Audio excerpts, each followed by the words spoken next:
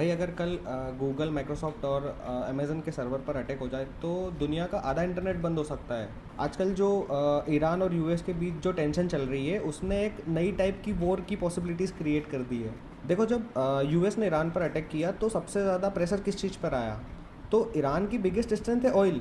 Iran की economy का बड़ा पार्ट ऑयल एक्सपोर्ट करने पर डिपेंड करता है। जब किसी कंट्री की स्ट्रेंथ पर अटैक होता है तो नेचुरली वो भी दूसरी साइड की स्ट्रेंथ को टारगेट करने के बारे में सोचता है। और अगर आज की डेट में अमेरिका की सबसे बड़ी स्ट्रेंथ देखो तो वो सिर्फ मिलिट्री नहीं है, वो है टेक्नोलॉजी। आज की दुनिया में जितनी भी मेजर ऐप्स और डिजिटल सर्विस हैं, जैसे कि बैंकिंग ऐप्स, शॉपिंग प्लेटफॉर्म हो गया, एआई टूल्स हो गए, सोशल मीडिया हो गया, ये सब किसी ना किसी क्लाउड इंफ्रास्ट्रक्चर पर डिपेंड करते हैं। और ग्लोबल क्लाउड इंफ्रास्ट्रक्चर का बड़ा पार्ट अमेरिकन कंपनीज कंट्रोल करती है। सिंपल लैंग्वेज में समझो, आज की दुनिया में डेटा सेंटर्स और क्लाउड नेटवर्क उतने ही स्ट्रेटेजिक बन चुके हैं जितने पहले ऑयल फील्ड और मिलिट्री बेस हुआ करते थे। और इंटरेस्टिंग बात यह है कि अब सिर्फ कंपनीज ही नहीं, कंट्रीज भी एआई और क्लाउड इंफ्रास्ट्रक्चर का यूज़ कर रही हैं अपने सिक्योरिटी सिस्टम, इंटेलिजेंस और डिफेंस प्लानिंग में।